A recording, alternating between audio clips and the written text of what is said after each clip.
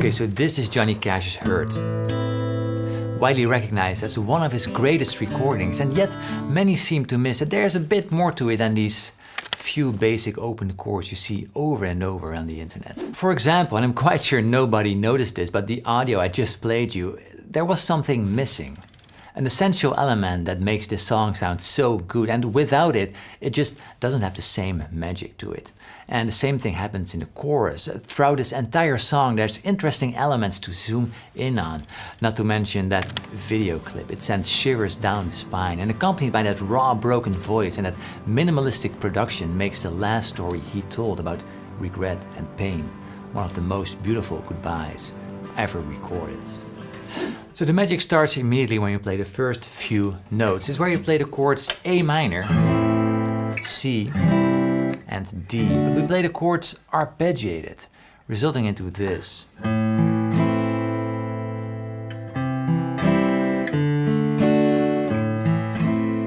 And we immediately hear it's a sort of dressed down acoustic version of the original. Released in 1994 and written by Trent Reznor from 9 Inch Nails, and without a doubt is equally as touching as Cash's version, and it's clear that many choices in the arrangement and production are directly influenced by the original.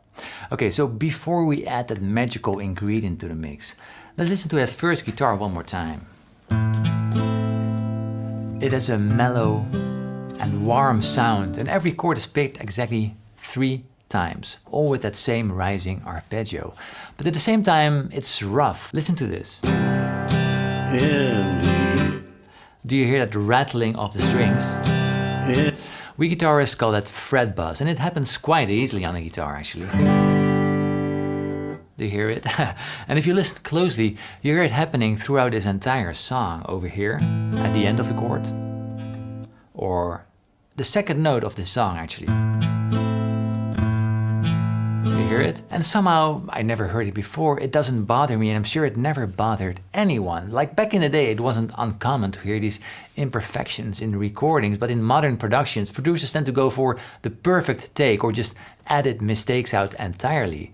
But apparently not Rick Rubin, the man who got Johnny Cash to sing this song in the first place. We burned a CD for Johnny Cash and you sent him of different songs. Of like songs to consider recording. Yeah. He kept it in, and you could argue that it adds to the raw and gritty character, making the track feel alive or lived maybe, just like Mr. Cash's voice himself at the time of the recordings, almost literally singing on his last breath. And of course I'm not saying that guitarist Mike Campbell or Smokey Hormel did this on purpose.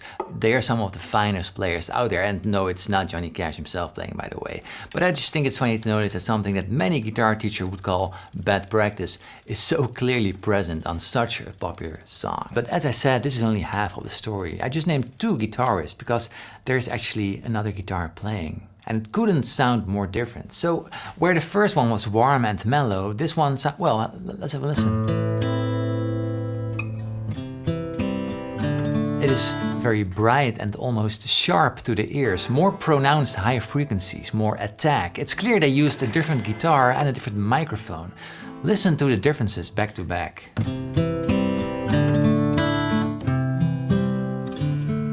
That's nuts, right? So we call this technique double tracking, and this means you record the same thing twice to beef things up. And often it's exactly the same part played twice, but here are some differences. Let's have a listen. The A minor is played exactly the same, but on the C and the D, the second guitar doesn't play 3 times, but 4 times.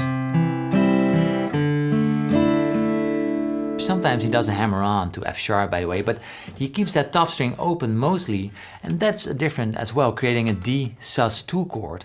But together with that regular D from the other guitar, there's actually 2 major second intervals in that one chord. From D to E, and from E to F sharp. And played together, it sounds just heavenly. Creating a D add 9 chord that works so well with this song. But here's the thing, because guitar 2 is only coming out of the left speaker, and guitar 1 is exclusively coming out of the right speaker. And it's when you play them together when it sounds just like heaven. Have a listen.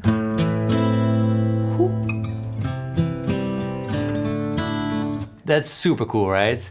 You are immersed in between these lovely dry and rough guitars, and precisely because the guitars sound so different, they work so well together. Spaced apart, we get this big wide sound that sounds crisp, clear, but also dark at the same time. And the best thing about it is that it leaves a lot of room for Mr. Cash's vocals, which are exactly in the middle. Oh, and also the guitars lowers massively in volume when he starts singing. I think they are sidechains to the vocal. The guitars are just there to support that beautiful voice after all. So that's the verses mostly. The piano joins in too with a thick A minor chord. But then we go to the chorus where a lot of cool things happen. So in essence, the chords are super basic. It's just A minor, F, C, and G. Yes, the 4 chords. What's also interesting to notice, by the way, is that harmonically we're shifting directions, because where the D major chord in the verses could be seen as a borrowed chord or modal interchange from the Dorian mode, clearly made visible by that F sharp note being present in the chord, now we're going to the natural minor scale or the Aeolian mode due to the presence of that F major chord. Alright, let's move on. But that's not all there is to it. So again, there's 2 guitars, one playing left, one playing right. And the right guitar just plays the chords super minimalistic, with just a few strings and with that warm and mellow sound. Even the rhythm can't be more grounded, picking it once every beat and not really adding much to it, apart from at the last bar. But this is how it sounds by itself.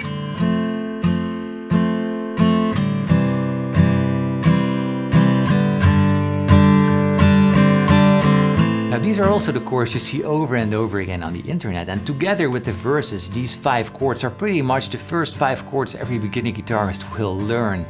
But now to that second guitar, because that guitar is doing something different. It's adding something to the chords, making them sound so much fuller and rich. This guitar is really focusing on the top 2 strings, constantly playing that high G note over everything. And it sounds, well, by itself it sounds like this.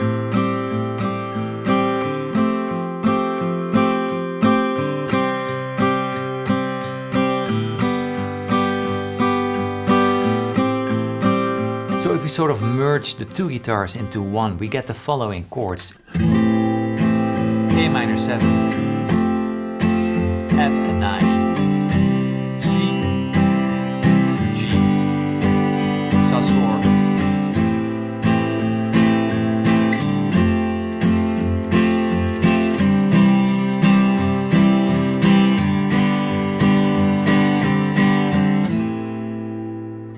And this sounds great played on just one guitar, but 2 guitars? But the real magic happens when we pen one to the left and one to the right. And together they create more than the sum of the parts. And then halfway we add the piano that takes over that high G note the guitar is playing, all while the guitars are rising to a crescendo, almost distorting in tone.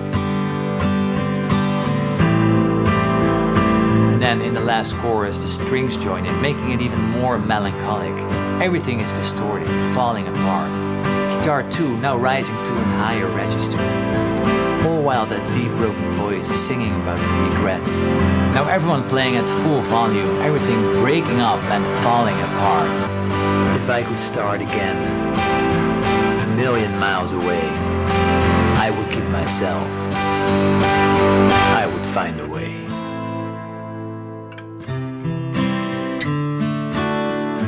Just months after the release of this song, Johnny Cash would pass on 12 September 2003, leaving us with one of the most beautiful songs ever to be recorded.